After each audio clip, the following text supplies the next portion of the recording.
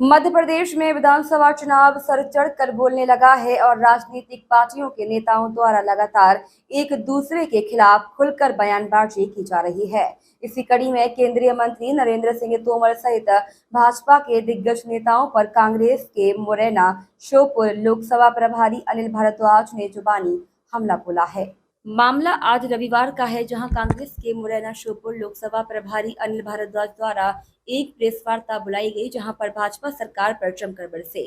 Press वार्ता में अनिल भारद्वाज ने कहा कि अब बीजेपी केंद्र के नेताओं को विधानसभा चुनाव में उतार कर हर जिले और मोहल्ले में मुख्यमंत्री का चेहरा बना रही है।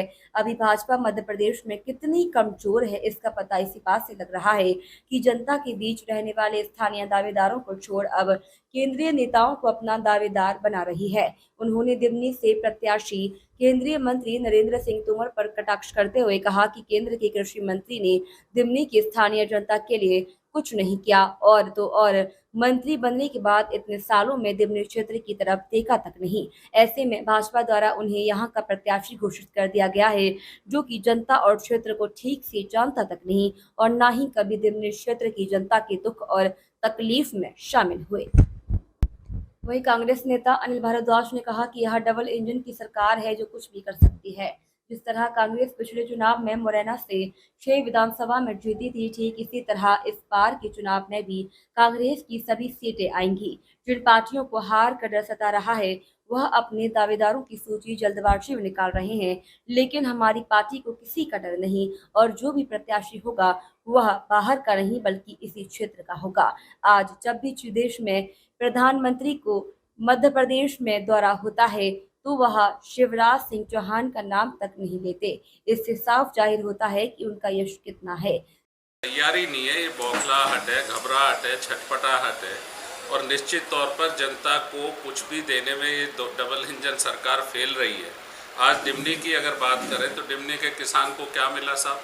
अगर कद्दावर है, अगर भारत सरकार में कृषि मंत्री है तो क्या मंत्री जी के माध्यम से डिमनी की जनता को मिला?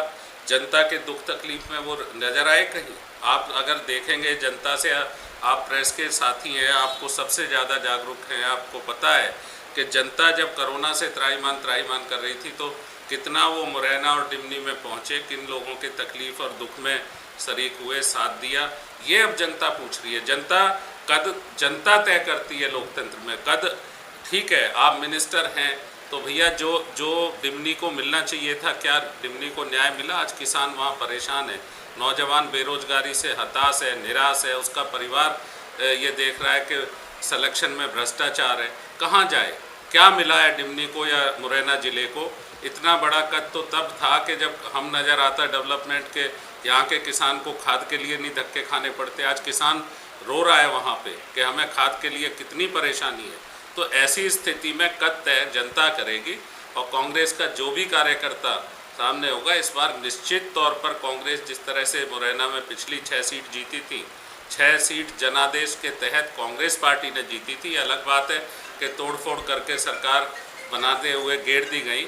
निश्चित तौर पर दमनी में भी न्याय मिलेगा और कांग्रेस वहाँ से विजयी होगी। कद जनता तय करेगी लोकतंत्र में, कद तब पता लगेगा। ये कांग्रेस के केंद्रीय नेतृत्व का अधिकार क्षेत्र है। अभी चुनावों की डेट की कोई घोषणा नहीं हुई है, कोई आचार संहिता नहीं लगी है।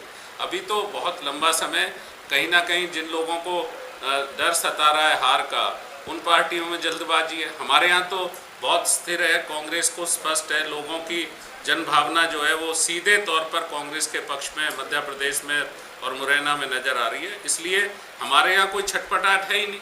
हमारा जो भी प्रत्याशी होगा कांग्रेस का कार्यकर्ता होगा और वो कार्यकर्ता के सिलेक्शन का फैसला कांग्रेस का केंद्रीय नेतृत्व और कमलनाथ का। नहीं, चीफ मिनिस्टर कितने बनेंगे? अब सवाल ये है कि चीफ मिनिस्टर क्या रीजन वाइज होंगे? मुरैना रीजन का, चंबल रीजन का मुख्यमंत्री अलग होगा, इंदौर का अलग होगा, जबलपुर का अलग होगा। ये तो ये मैसेज दे रहे हैं।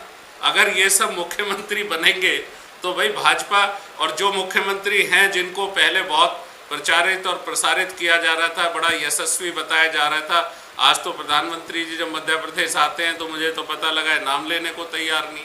तो ऐसी स्थिति, एक जो ऑलरेडी हैं उनकी वापसी हो रही है, वो जा रहे हैं, जनता उन्हें वापस भेज रही है। तो नए को तो कैसे चुनेगी, कैसे भरोसा करेगी?